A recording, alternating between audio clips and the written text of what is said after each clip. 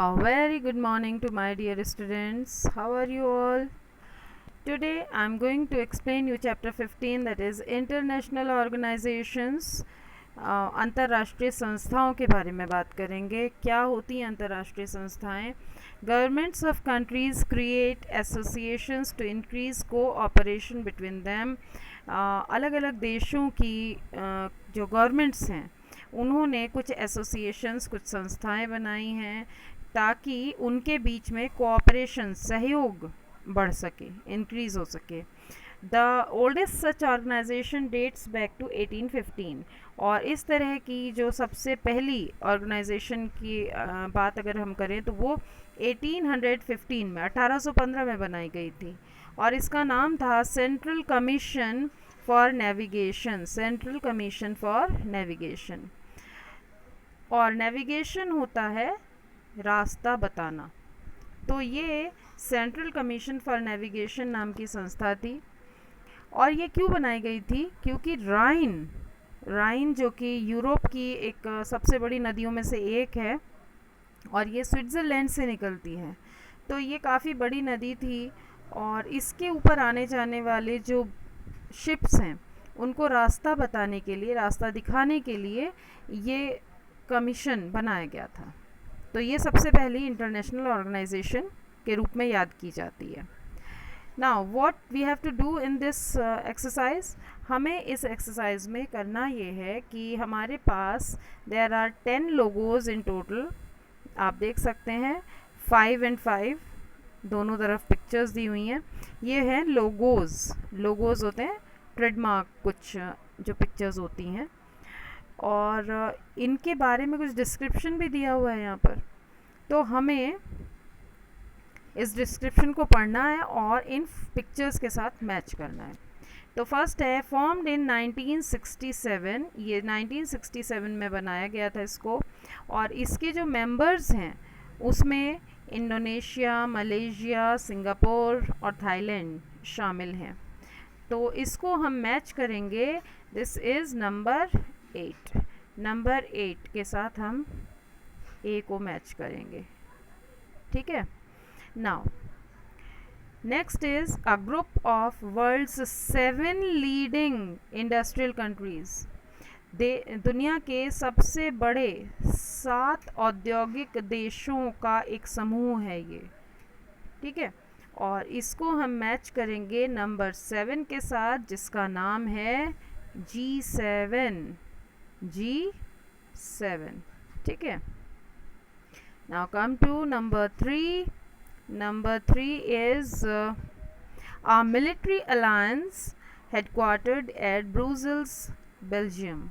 ये एक सेना का एक अलायंस है और इसका हेडक्वार्टर जो है वो ब्रूसल्स, बेल्जियम में है.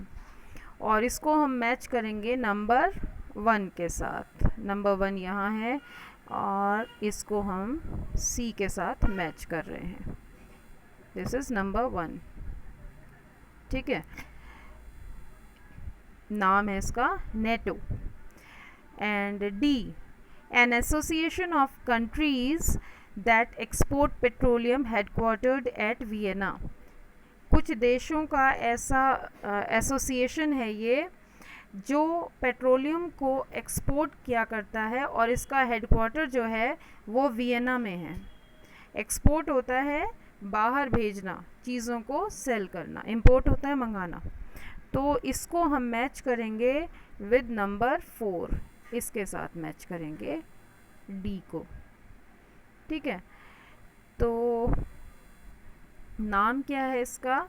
It is OPEC. OPEC. OPEC. Now come to E. E है started in 1973. Started in 1973 is an organization of 15 Caribbean nations. इसको 1973 में बनाया गया था, शुरू किया गया था और ये 15 कैरेबियन देशों का एक ग्रुप है, ऑर्गेनाइजेशन है. और इसको हम मैच करेंगे नंबर 6 के साथ. ठीक है. दिस इज़ और नाम क्या है इसका? CARICOM, CARICOM. नाउ एफ क्या है? F is an international organization that seeks to promote the peaceful use of nuclear energy. एक ऐसी इंटरनेशनल संस्था है ये जो न्यूक्लियर एनर्जी का पीसफुल, शांतिपूर्ण जो यूज़ है उसको बढ़ावा देती है, उसको प्रमोट करती है। और इसको हम मैच करेंगे विद नंबर 10। F को हम मैच करेंगे नंबर 10 के साथ। दिस इज F और इसका नाम है IAEA, ठीक है। Now it is G। This organization's secretariat is at Kathmandu and has 8 member countries. इसका जो सेक्रेटरीट है, जो हेडक्वार्टर हम कहें तो वो काठमांडू नेपाल की राजधानी में है और इसमें 8 कंट्रीज़ मेंबर हैं, 8 देश इसके सदस्य हैं। इसको हम मैच करेंगे नंबर 2 के साथ जिसका नाम है सार्क, SAARC, सार्क। अब बात करते हैं H, a group of over 100 countries that are not align with or against any super power. अब ये जो H हम बात कर रहे हैं, ये ऐसे 100 कंट्रीज़ का एक ग्रुप है जो किसी भी सुपर पावर, जो कि दुनिया के किसी भी बड़े सुपर पावर के साथ ना तो उनकी दोस्ती है, अलाइनमेंट है, और ना ही वो किसी के अगेंस्ट है, खिलाफ हैं। तो ये हुआ, इट इज़ नंबर 3। इसको हम H के साथ मैच करेंगे और नाम है NAM, NAM. Now come to I, an association of 7 countries that are dependent on the Bay of Bengal. Bengal की खाड़ी पर डिपेंड करने वाले 7 कंट्रीज़ का एक एसोसिएशन है ये, और इसका नाम है बिम्स्टेक, बिम्स्टेक नंबर I। इसको हम मैच करेंगे 9 के साथ। Last J, a group of 5 major emerging countries, तेज़ी से उभरती हुई, बढ़ती हुई 5 कंट्रीज़ का एक ग्रुप है जिसका नाम है ब्रिक्स। उस ग्रुप का नाम है ब्रिक्स। इसको मैच करेंगे हम J के साथ, ठीक है। Now it's turn to assign some homework. अब आपका होमवर्क क्या है? होमवर्क ये है कि जितने भी ऑर्गेनाइजेशंस के नाम यहाँ पर हमने पढ़े हैं, for example NATO, SAARC, NAM, OPEC, BRICS, IAEA, BIMSTEC, ASEAN, G7 और कैरिकॉम, ये 10 नाम हमने पढ़े हैं। और आपको करना क्या है? You have to find out their full forms आप निकाल के लाएंगे, इसके ढूंढेंगे with the help of your books or Google or whatever you have to do, ठीक है। Okay then, next and now chapter 16। chapter 16 क्या है? एक्सप्लोरर्स। एक्सप्लोरर्स होते हैं खोज करने वाले, खोज करने वाले। तो यहाँ पर क्या करना है?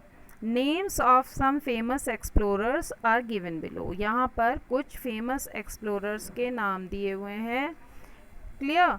और सामने उनके कुछ अचीवमेंट्स, यानी कि उनकी उपलब्धियाँ, उन्होंने अपने लाइफ में क्या क्या किया है, ये दिया हुआ है। तो अगेन यहाँ पर 8 एक्सप्लोरर्स के नाम हैं और सामने उनके अचीवमेंट्स हैं। तो इनके बारे में हम बात करेंगे, इनको मैच करेंगे और मैचिंग आ रही है सारी, है ना हमारे पास, कोई प्रॉब्लम नहीं है, डजंट मैटर। तो फर्स्ट इज जॉन कैबट। जॉन कैबट का क्या अचीवमेंट है? That is G।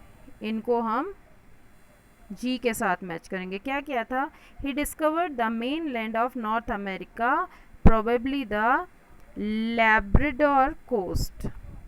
इन्होंने नॉर्थ अमेरिका की खोज की थी, ठीक है। Second, Amerigo Vespucci, Amerigo Vespucci. तो इन्होंने क्या किया था, इन्होंने he discovered present day Rio de Janeiro and Rio de La Plata. America was named after him. देखो इन्होंने जो आजकल का रियो डी जेनेरियो है ये ढूंढा था, और रियो डी ला प्लेटा, इन दोनों जगहों की खोज इन्होंने की थी, और इनके अमेरिगो नाम के ऊपर अमेरिका का नाम रखा गया है, जस्ट टू इनको सम्मान देने के लिए, ठीक है, just to honour him. Now number 3 is Francis Drake. Francis Drake, इन्होंने क्या किया था, इनका अचीवमेंट है, it is F, he circumnavigated the globe from 1577 to 1580. इन्होंने ग्लोब को नेविगेट किया था, ग्लोब के ऊपर दिशाएं बताई थी और कौन सी जगहें किससे कितनी दूर हैं, क्योंकि आप सबको पता है कि जो ग्लोब होता है वो एक अर्थ का मॉडल है ना, और इतना बड़ा ग्लोब नहीं बनाया जा सकता. अगर इतना बड़ा ग्लोब बना दिया तो अर्थ को ही ना घूम ले फिर हम, तो उसमें जो डिस्टेंसेस और सारी चीज़ें डिपिक्ट की जाती हैं वो इन्होंने किया था. Now number 4, Bartolomeu Dias. Number 4 का क्या अचीवमेंट है, it is C. He was the first European to sail around the southernmost tip of Africa in 1488.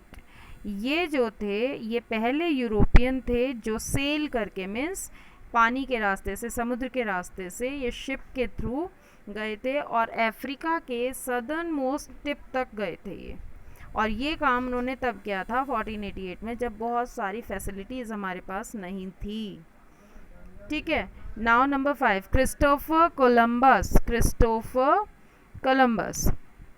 Christopher Columbus ने क्या किया था, आप में से बहुत सारे बच्चों को पता होगा.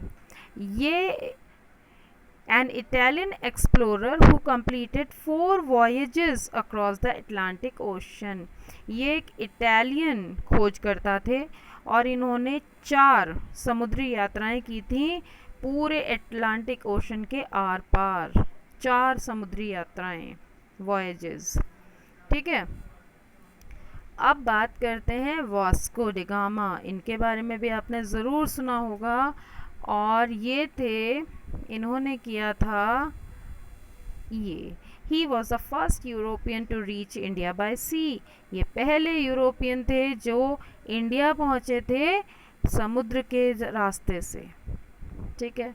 नाउ फर्डिनेंड मैगलन, इन्होंने क्या किया था, इन्होंने, ये हम मैच करेंगे डी के साथ. He was the first European to cross the Pacific Ocean. ये पहले ऐसे यूरोपियन थे जिन्होंने पैसिफिक ओशन को क्रॉस किया था, पार किया था. अब बात कर लेते हैं जेम्स कुक ने क्या किया था. जेम्स कुक ने बात की थी ये वाली, he discovered Australia and New Zealand. उन्होंने ऑस्ट्रेलिया और न्यूजीलैंड की खोज की थी, ठीक है. अब खोज कैसे की थी, बना के नहीं लाए थे, सब चीज़ें थी, सारे कंट्रीज़ थे दुनिया में, लेकिन उन तक रास्ता नहीं था उन तक पहुंचने का. ये सारे रास्ते इन लोगों ने, okay then take care. This is all for today. Take care and goodbye till next class.